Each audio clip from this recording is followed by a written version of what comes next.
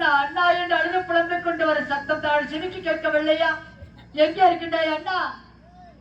ஓ நமச்சிவாய மகே என்று ஆச்சிரம் என்னுடைய தவம் முடிவதற்கு மணிமக்கள் அணியதான் இருக்கின்றது. அதற்குள் இந்த வீரமலை வனத்திலே யார் ஒரு பெண்ணப்பட்டவள் அண்ணா அண்ணா என்று அழுது வருகிறார். என்னுடைய தவம் குழந்தையுடைய போல் தெரிகின்றது. எப்படி எனக்கு துணையாக இருக்கும் வானரும் மிருக ஜாதியும் சத்தியேடு கண்ணியமார்களையும் மந்திரத்த மகாமணி 3 பேரையும் துணியுடன் நான் தவம் செய்து கொண்டிருக்கும் பொழுது யார் ஒரு பெண்ணப்பட்டவள் தான் கொண்டிருக்கின்றார். எப்பொழுது சத்தியேடு கண்ணியமார்களையும் மிருக ஜாதிகளை வரவழைத்த நம்மளை யார் என்று பார்த்து வர சொல்கிறேன். அம்மா மிருக ஜாதிகளை இழந்தோடி வாருங்கள், கண்ணியமார்களே ஓடி வர வேண்டும். அம்மா ஓடி வர வேண்டும். அம்மா தாங்களால முடியவில்லை, கிட்ட நெருங்க முடிய அனலாக வீசுகிறது. என்ன ஆச்சரியம்! தாங்களோட அக்கினி பிரிந்தவளானவள். அப்படி என்றால் உயர்த்த பிடிக்க வேண்டாம், சென்று விடுங்கள். நடைபெறுக்கு 3 நாளைக்கு முன்பிருந்த எனது அண்ணன் மன்றகாத்த மகாமணி வரவழைத்து அண்ணவளை யார் என்று பார்த்து வர சொல்கிறேன். அண்ணா மகாமணியை இப்படி வர வேண்டும் அண்ணா, ஓடி வர வேண்டும் அண்ணா, ஓடி வர வேண்டும்.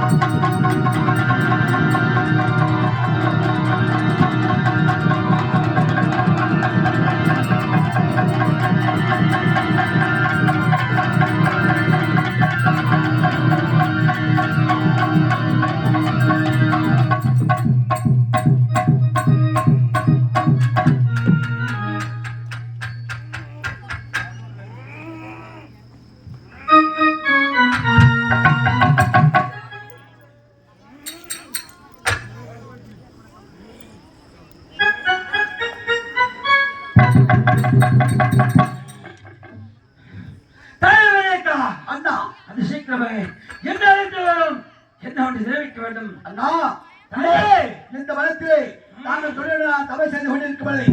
யார் ஒரு பெண்ணானப்பட்டவர் அண்ணா அண்ணா என்று அலுவலகம் கொண்டு வருகிறார்.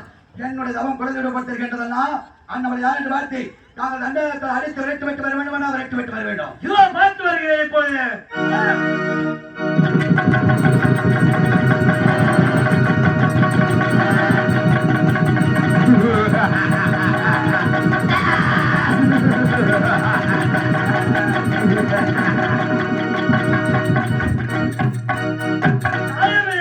அண்ணா என்ன ஆச்சரியமாக இருக்கின்றது.